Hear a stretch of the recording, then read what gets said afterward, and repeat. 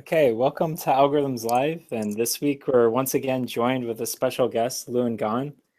We're going to talk about his problem, yet another tree problem from last year's NAIPC contest. This was the hardest problem in the set last year.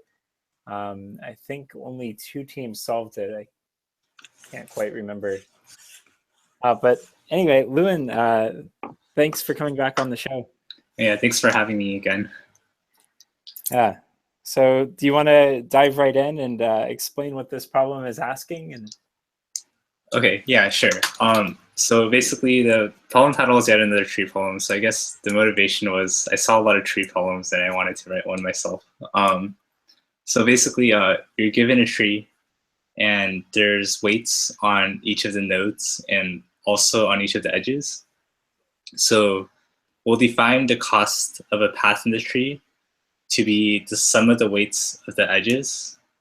And you add the product of the endpoints of the weights of the nodes to that path. So I guess if we took this path here, yeah, the weights of the paths would be the sum of the edge weights, so 1 plus 3 plus 1. And then you take the product of the endpoints of the path, so like 2 times 2. So then you add them together, and that's how we define the cost of the path. So the problem is for each node, we want to find the minimum cost path starting from that node to some other node. And the bounds are n is up to 100,000, I think. Yeah, so we have n is up to 10 to the 5th for a number of nodes, and we want the one that minimizes the costs. Yep. So I think, I guess we could talk a little bit about what the problem was originally asking too during the writing, because I think that's kind of interesting to talk about. Yeah, so originally I intended, so I initially set it so you had to find the maximum path from each node, but I found that was a little bit trickier to implement, so I changed it to min, just because like my solution, it was easier to code that way. But I think for max solution, it didn't matter either way. So yeah, we can talk about like why my solution is harder for max. Yeah, so it'd be interesting to talk about like the differences too, because just seeing like where one approach works in certain cases and the other approach doesn't work in other cases.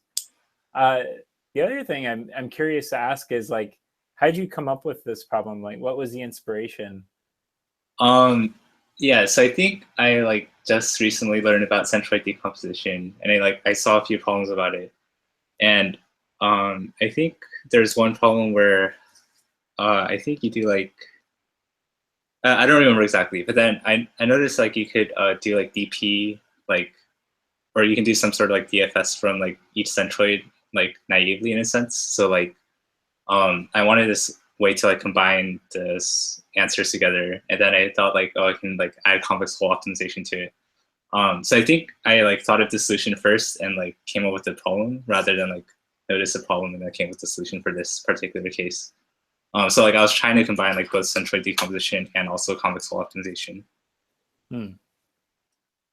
Yeah, and it's funny that you ended up coming up with it that way, because usually when I see problems that are like technique and then you get the problem versus the problem and you get the technique, I usually don't have so much trouble spotting the technique. But for me, this one, I didn't see the convex hull optimization on top of it at first. Yeah, so I think like this was pretty nice in a sense because like it was well hidden, or like the statement is pretty simple. So it seemed like, at least for me, I think most of the time when I come up with problems, it's just like I come up with like the problem first and then think of a solution. But for this one, like I specifically try to think of the solution and like simplify the problem as much as possible to like kind of hide it in a sense. Yeah, pretty cool. So this technique does involve convex hull optimization and centroid decompositions. I guess we could dive right in and talk about what your solution does and like how it attacks this problem. Okay, yeah. So basically, centroid decomposition, the like motivation, I guess, or like the main idea is that we like iterate through the centroid of the tree, and then we like do something for all the paths that pass through the centroid. And after we process all those paths, we can remove the centroid and like solve the problem recursively in the smaller subproblems. And this makes it a bit easier because like once I root the tree, the problem's a bit easier to solve, and I'm only considering like paths that look a certain way also. So like this adds a lot of structure. And this is very helpful in this case. So where does like convex flow optimization come in? So I guess it helps to look kind of at how the path cost looks as like if we take like two different nodes from two different subtrees. So basically a path that passes through the centroid means that the two node endpoints come from different subtrees, right? Yeah, so basically if we build some sort of like structure on like one of the subtrees and then we're able to like query that structure from the second subtree, then I don't know, it's kind of hard to explain, but we can get an answer efficiently. So you don't want to iterate through all pairs. We want to have some sort of smarter solution. So let's see what the cost is, yeah, for like C1 and C2. So I'll call those length 1, length 2, or maybe I'll call them depth. So depth 1, depth 2. Yeah, right. Yeah, so basically we want to minimize, in this case, the value of C1 times C2 plus D1 plus D2, right? So this looks kind of like, so basically if C2 varies, as we vary C2, we want to find like the minimum path going to C1. So we can look at this as like a linear equation where C1 is like the linear term, and then D1 is a constant term, and then, yeah. And D2 is like fixed no matter what C2 is, so that's also like part of the constant term. Yeah, so I guess we can like group these together to be C conceptually. Yeah, yeah. Or even if you don't, then you can just add it later. Yeah, yeah. So like you can always add it later. So that's fine. Okay, yeah. So I don't know how much you've talked about convex flow optimization or like how to solve these types of problems before. Yeah, it's actually the last two episodes. So the episode before this one is on centroid decomposition, like divide and conquer on trees tricks. Okay. And then the episode before that one was convex flow optimization. So anyone that's viewing that's seen those episodes should know a little bit about lines and some basic centroid decomposition stuff. But now we've got to combine those two techniques. So. Okay, yeah. So basically the idea is if I build like the convex flow the convex flow optimization structure on like the first tree, so meaning like for each node I have a line and I can like put that in some sort of structure. Then for each of the nodes in the second subtree, I can query the first subtree efficiently, so I can get the optimal solution. Yeah, so in my case, I think I sort the values of the nodes. So I think if you add the values, or if you add the lines in order of increasing slope, it makes the implementation a bit easier. And also if you do the queries in order of increasing slope, that also makes the implementation a bit easier. So like you basically just use a stack in both cases. So what you're doing is you're taking the start node and you're doing a DFS down to everything. So this is the centroid right here, right? Yeah, right. And so you're doing a DFS down to every single other node in this tree. Just like walking down. And you're finding out where they all live, right? Yeah, so for each node in this, I can create a line, right? So the line, the x coefficient is the cost of the node, and the y coefficient is the depth of the node. Yeah, so this forms a line. Yeah. Depth. And so you make a line out of every single node. So this right here is the depth. Each of these is going to have some number. And so when you say sort by slope, you're just sorting by C1 initially, right? Yeah, right. Sorting by cost. Or like, yeah, the cost of the node. That's right. Okay. And then what else? So then you also have these queries that are coming in, because for every single every single line you form. So you're forming all your lines that gets you the convex hull optimization structure. Yeah. Right. So you're using a stack to maintain it as your solution idea. Yeah. Right. And so now for the queries, we can also process them in increasing order. So if we notice like the set of lines, if we increase the queries in increasing order, basically we're taking like the first line until the second line overtakes it, and then we take the second line and so on. So I think in this case it's kind of like a deck or a queue, I guess, because we're like going from first to last. So this only works if we process the queries in increasing order. So we don't have to like do any binary switches here. Okay, so the very first thing you do is you go do your DFS from your centroid. You find all the lines that exist, and you build this basically queue structure. You're using it as a deck initially to do your convex hull optimization. Or I think it's initially just the stack, like yeah, because like I add all the lines first and then I do all the queries. So basically, I add the lines to the end, but then when I do the queries, I don't like explicitly pop it off the front, but like that's kind of one way to think about it, I think. Yeah. So for those of you that were watching the convex hull optimization episode, we ended up having to do this dynamic insertion. And if you remember, it was really annoying. I actually had a bug in my code for a bit. But you had to maintain an invariant up and down. But one of the nice things is if you're building your convex hull optimization and you're not inserting the slopes dynamically, your data structure can just be a stack. It doesn't have to be a tree set, and you're always adding it to the top of the tree set. So you can maintain your invariant going down, which is really cool about this approach here. Because if you just sort by C1, you don't have to deal with that invariant issue and maintaining it up or down. And so you just have a stack. So you only need to pop stuff off the top of the stack. Yeah, and so once you were done, like once you had your stack of lines, then you just treated that stack like a queue. Right? Yeah, so basically since I'm processing the like queries in increasing order, so I know like once the first line gets overtaken by the second line, I never need to consider first line again. So like I only need to compare like the bottom two items of the stack, or in this case, if it's a queue, like the first two items in the queue, and then if the second one is better, then I like remove the first one. Okay.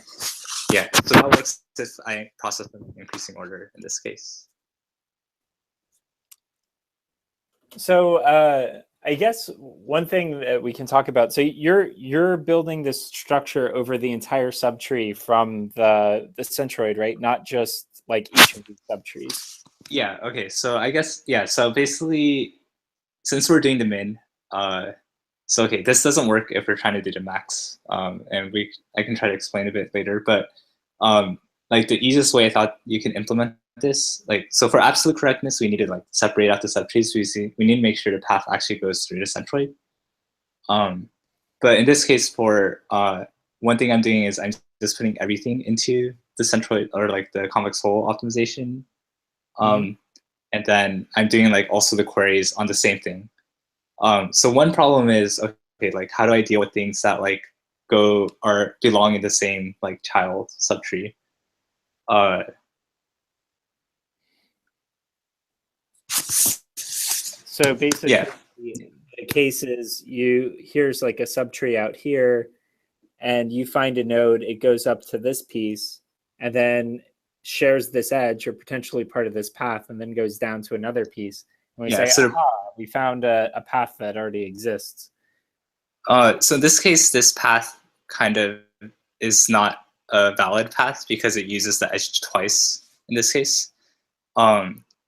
So the thing about min is that these paths will never be optimal, because if we considered like the problem with the centroid removed on only that subtree, then that path would have been considered earlier on, or like in that subproblem. So in this case, like it doesn't matter if we use the edge twice, like it's never going to be optimal. So like those will never show up in the final answer. So this doesn't work if we're trying to do max, for instance, because for max, like in this case, like it's probably optimal to like use an edge like as many times as you can. Yeah, but for min in this case, like this is not going to be optimal.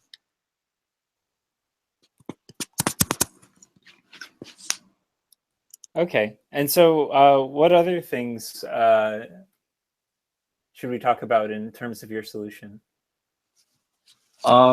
Yeah, so I think those were the main points of my solution. So like, I think I did it mostly like, or yeah, I mean, like the way my solution is structured is like I find out like the children of the, or like I explicitly list out like which parts are the centroid decomposition, or like which parts are in which layer of the centroid decomposition. But I think you can do it like in place probably. Yeah, I don't know. I think I'm not sure what other Yeah, things so I had. you actually build the centroid decomposition tree. So that was one big difference we noticed. But then you said that the divide and conquer piece of that isn't really necessary to build that centroid decomposition tree. You could have just done it as the divide and conquer and doing the recursion. Yeah, right. Yeah. I think I did the recursion to build a tree, but I didn't really want to mix the building the like doing the divide and conquer and also doing the complex optimization. I just found it like a bit more easier to think about if I could separate those steps at least. Oh, and I guess we should mention one more thing about this problem, because it's not just that you want the thing with the lowest cost path. You actually want all the paths, like the sum of all lowest cost paths from each node. Yeah, right. Yeah, so you so it's not just the matter of finding all, like, out of all possible paths, what's the answer? We need to find for every single starting node what's the optimal shortest path to some other node. And then you basically find that by every time you query some node in the centroid, you basically ask, what's the closest thing to me in terms of a path? Yeah, right? Yeah. Okay. So one thing I thought was really cool, and I don't know if we want to digress over this for a little bit, was you do your line overtaken trick. So for those of you that remember from the convex optimization episode, there's this problem where if you have something with steeper slope and it actually overtakes the other line before the third line overtakes that line, so in this case, like this happens before this, then this line or this intermediate line needs to go away. This is never going to be optimal. It can just go away. And so both in the convex optimization episode and in some other episodes, I was basically binary searching for this time overtaken and seeing like when one overtakes the other. But the big change here is you were able to, your approach uses only integers. Oh yeah, right. Keep everything in integers. You don't have to do line intersection to find this overtaken piece. You can just do time overtaken entirely in integers, and I think that's pretty neat. Yeah, right. So I think, yeah, I don't remember how exactly to derive it. I mean, we can try, but I think it might be a bit hard, but we can try it out and see what happens. Okay. So I think it's like we'll wait. Let's write out the formula first, and then see if we can. Yeah, let's write out the formula first, and then reverse engineer it. So I'm going to say that there are 3 lines. So there's the line we want to add right now. So I'll call that A2x plus B2. It might not be the, yeah, so that's the line we're adding right now. The line right before that in the data structure, I'll call A1x plus B1. And then the line I had right before that, A0x plus B0. And so that's the line that's 2 down. So these are the lines that are going to be on the stack. And you do your invariant check for deletion. So this is what the equation looks like in terms of deletion is B0 minus B1. And if it's multiplied by A2 minus A1, then that's going to be greater than or equal to B1 minus B2 times A1 minus A0, I believe. Yeah, right. Unless I mess this up.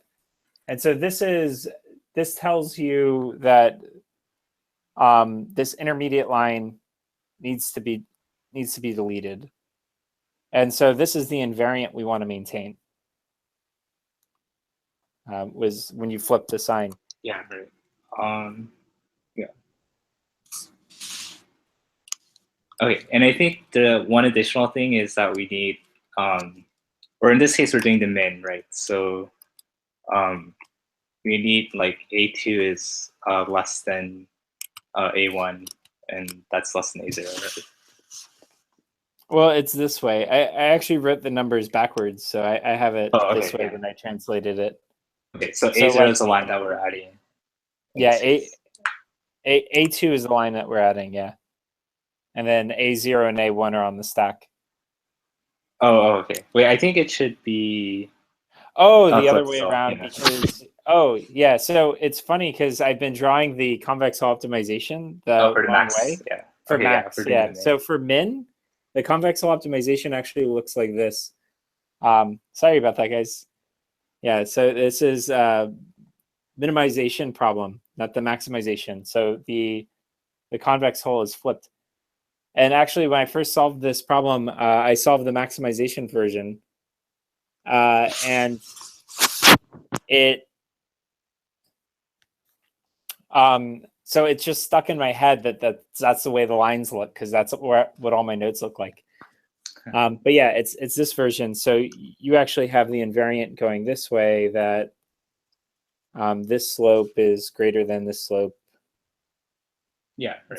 So the slopes are descending in this case. Okay. Okay, yeah. Okay, so I guess it kind of looks like all we're doing is like comparing the slopes of the line, or like the, not slopes, but like,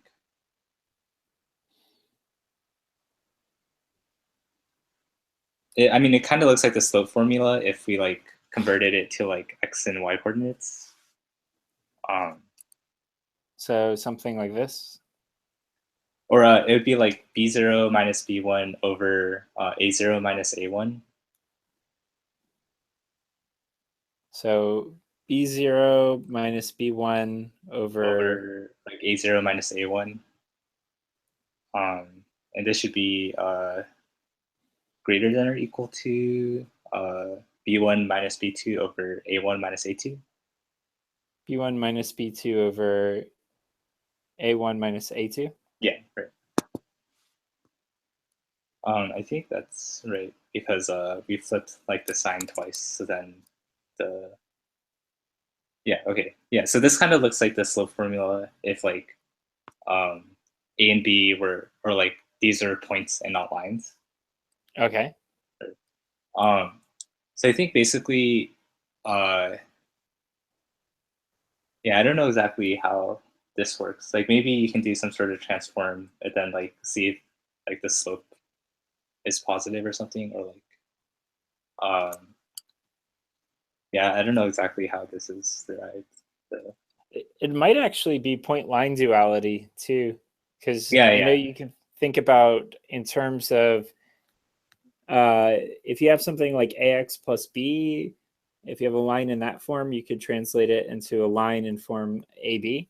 Yeah, right. So this is a popular technique. So I think that might be what's happening here. And then in that case, we're just comparing the slopes of the two lines. And that somehow corresponds to like where the X intersection is. So I think the main thing is in point line duality, if two lines intersect at a point, then in the dual, the 2 points that form the line will have like the same, will look the same in a sense, right? Mm-hmm.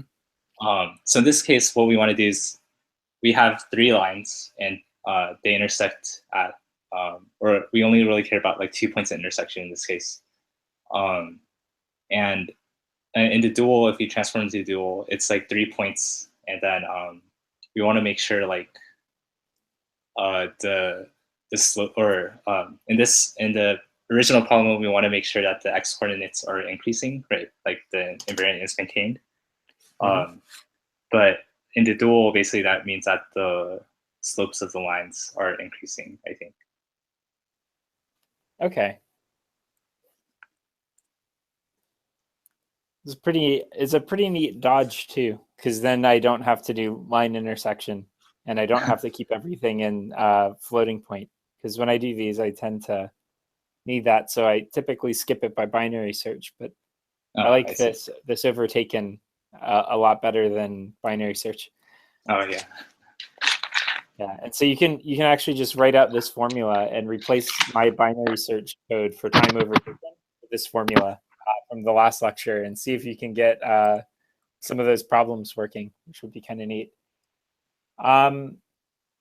Okay, so I suppose we could talk about my solution now, just to give something a little bit different. Yeah. So here's the approach that I took when I was trying to solve it. So I also do centroid decomposition. So I have a few subtrees that I'm dealing with of different kinds.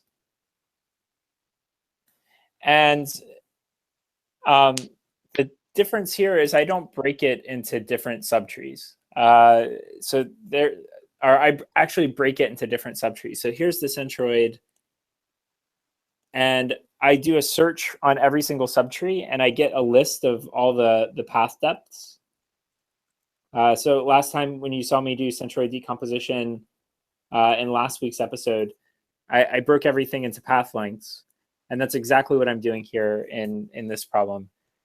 And then I also, instead of this being like just the depth, I also store enough to store the actual line. So you have AX plus B information for every single line here.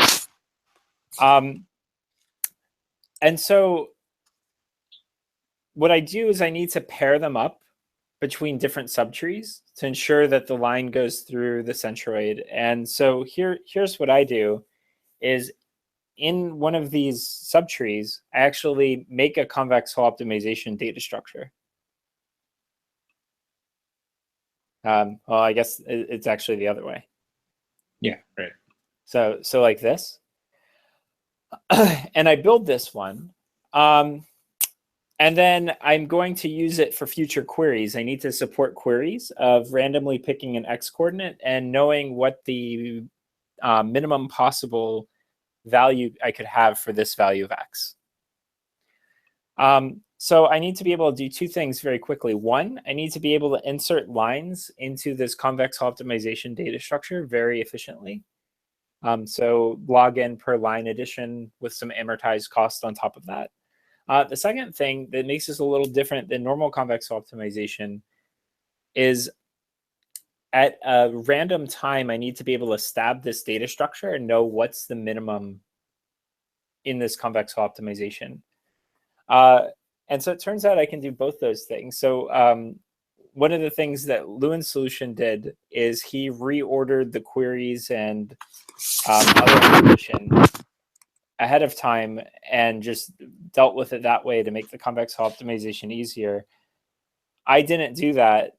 So I can process my queries in order, but now I have to make this more powerful data structure. So it is a little bit of a pain in that way. But here's the basic idea. We already know how to do these queries online. If I make my data structure a tree set in terms of maintaining the lines, I have an insertion point for the line in the tree set. And I just make sure I maintain my invariant above me and my invariant below me. And that's basically the convex Hull optimization episode that I did a while back, and you can look at the code on Van B's website for how to do this. It's basically just inserting this line, maintaining the upper and lower invariant. And so this data structure right here is sorted by slope. So slope sorting. But the big change here is supporting this stabbing query, being able to take some x coordinate and knowing what the minimum is for this envelope. And in order to do that, what I actually do is I need to find which line is relevant for this x. And so that, but it's sorted by slope. So I need to be able to search this tree by that. So let's take another look at convex hull optimization structures, these envelopes, what they look like. And so this is a convex envelope that I want to maintain. And we notice that we move on to the next convex envelope at every intersection point. So here, here, here, that's when we move on to the next line. So I'm starting at this line and move on to the next line, move on to the next line, move on to the next line. And that's the intersection point of lines in the envelope. So these are also in increasing order because I'm maintaining my invariant. Time overtaken of lines L1 and L2 is strictly less than L2 and L3. So if I store in my data structure also the time overtaken, the time that the thing above me overtakes me by the next value, sorting by slope is the same as sorting by these time overtaken. So I actually have a line of code in my data structure where I flip the comparator. So the comparator is initially sorting by slope. I flip it to sort by time overtaken when I do these stabbing queries. And I basically do a tree set dot lower call or tree set dot higher call and extract the line that I intersect by looking for that next intersection point. And the thing that's immediately lower than me, so if this is my x coordinate, it'll find this intersection point and it'll know that this line is the line that's relevant for that x coordinate. And so I can just query the line at that point and know exactly what the cost is. So that's basically how I get around the fact that I'm not sorting by slope coming in. I need to be able to do my queries in a random order, like online. And I need to be able to insert lines online as they go through. There's a few more details that are a little bit strange here. So let's say we're running our queries. So here's our subtree, and like here's the next subtree. This one. So what I'm doing is I'm pre-computing the convex envelope for everything in front of me, and then answering all my queries on all these lines. And so this is a symptom that I have that Lewin solution doesn't have, is you end up having this point here, the path comes out and goes to this other side.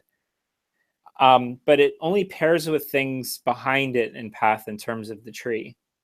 So here's where I am on my current path. Maybe here's the centroid. And so it's going to find what's the optimal path that ends up ending in one of these subtrees, starting from this node, by doing the stabbing query into the data structure. But unfortunately, it doesn't hit the paths over here. And so we need the shortest path for every starting node or ending node that exists in the tree. So the way we end up handling this is we actually, I originally do my search. And so maybe these are the subtrees. So I run the algorithm once in this order. And then I reverse all the trees. So I run the algorithm again, going backwards. So from 4 to 2, or 4 to 3 to 1. And so that ends up giving you what the minimum is for that subtree.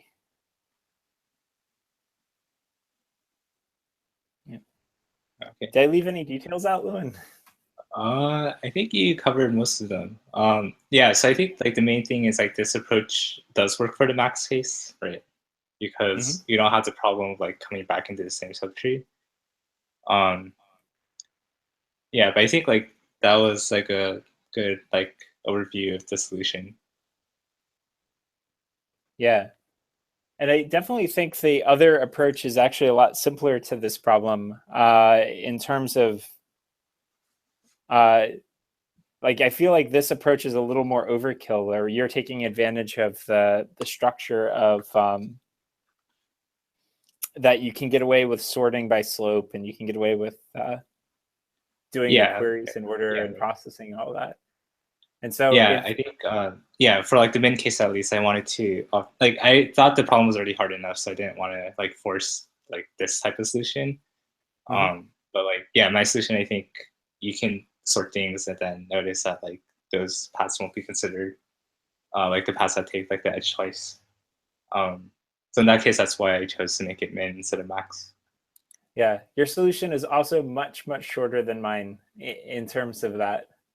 So I'm curious to know, like, for the people that solved it in the actual contest, if they had solved it for min, if their solution translates to max or not. Would be interesting to find out. Oh yeah, that's true. I'm not sure how to check that though. Yeah, I guess people that compete in the contest, if they watch this show, then maybe they can comment on the video. That'd be the only way I'd know how to check. Or oh yeah, could ask Van B. Yeah, I mean, like even my approach still was like pretty long. I feel just because like the centroid decomposition is like pretty long. Yeah. Yeah. Okay, so any closing remarks? Yeah, I don't know, not really, I guess.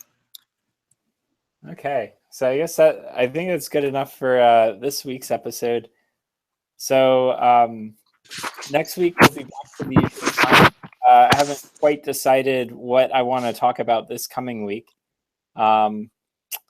but probably something a little bit easier, because we've been doing a lot of really advanced stuff, and I want to see if I can talk about something a little simpler and see if we can, or some people can learn different kind of techniques. So, but thanks for tuning in, everyone, and excited to see you next week.